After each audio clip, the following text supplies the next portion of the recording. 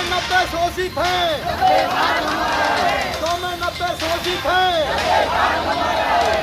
Supreme court के द्वारा SC/ST आरक्षण में क्रीमी लेयर के फैसले के खिलाफ 21 अगस्त को SC/ST समाज के तमाम संगठनों के द्वारा भारत बंद का आयोजन किया गया, जिसका असर पूरे देश में दिखाई भी पड़ा।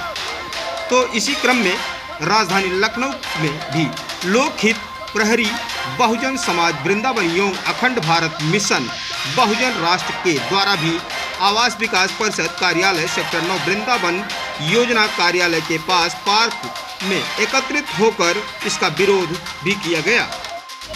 क्रीमी लेयर पे आए फैसले पर क्या कुछ कहना है?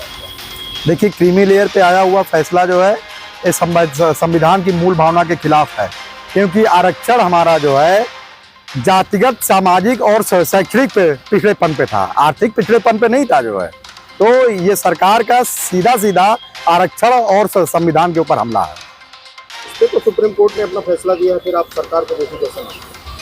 देखिए, ये सरकार और सुप्रीम कोर्ट की मिली भगत है जो है, दोनों लोग एक दूसरे की सहमति से काम करते हैं। सुप्रीम कोर्ट ने जो है फैसला नहीं दिया है, वो एक उनका वर्डिक्ट है जो है। सर, अभी तो 70 साल हुए आज़ाद हुए, पहली दूसरी पीढ़ी आई। अब ये जो लागू करने वाले लोग हैं, इनकी तो कितनी पीढ़ियां सब संपन्न है, इनको तो नौकरी देनी नहीं चाहिए, तो हम लोग के पीछे क्यों पड़े हैं? यही कहना चाहते हैं हम। उस पर विचार करे सुप्रीम कोर्ट। काहे को जबरदस्ती टारगेट कर रखा है दलितों को? उनको हम लोग को खाते पहनते देखने अच्छा नहीं लग रहा क्या?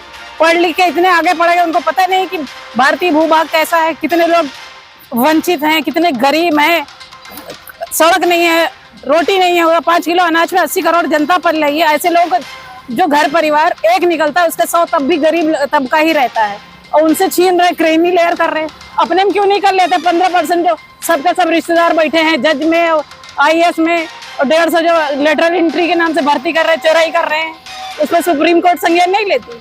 कैसे लेगी? सुप्रीम कोर्ट के मेंबर भी सब वही हैं। मैडम, क्या आप मानती हैं कि निचले तबके में जो लोग बैठे हुए हैं उनको आरक्षण का लाभ मिलना चाहिए? बिल्कुल मिलना चाहिए।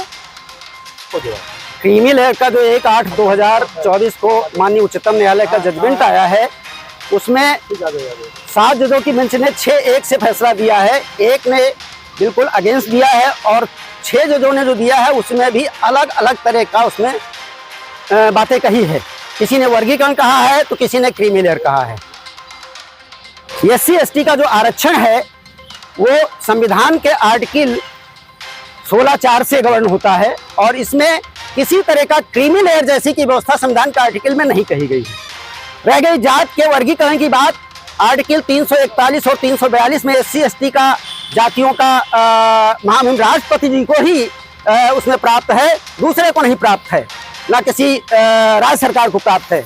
माननीय उच्चतम न्यायालय जो राज्य सरकार को अधिकार देने की बात कही है, सरासर हम उसको, हमारा अपना मत है कि वो गलत है, संवैधानिक नहीं है, एक चीज।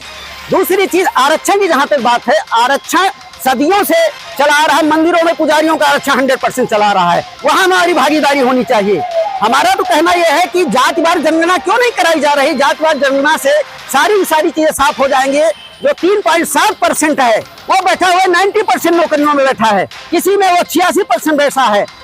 उच्चतम न्यायालय और माननीय उच्च न्यायालयों में वो 86% बैठा है, वहां भी हमारा प्रतिभाग होना चाहिए, भागीदारी सुनिश्चित होनी चाहिए। इसके लिए जनसंख्या, जातिवार एक जनसंख्या ही महत्वपूर्ण वो है। अगर उसको करा लिया जाए और सबको जिसकी जितनी संख्या है उतना उसको उत्साह दे दिया जाए, इसमें कोई दिक्कत नहीं है, सारे विवाद उसी में खत्म हो जाएंगे। तो जो है मेरा कहना यह है कि SC/ST OBC में ही क्रीमी लेयर क्यों दिखता है? दादा भी CGI थे, बाप भी CGI थे, बेटा भी CGI हो गया, वहाँ क्रीमी लेयर नहीं दिखाई देता है भाई। वहाँ भी तो व्यवस्था बदलो।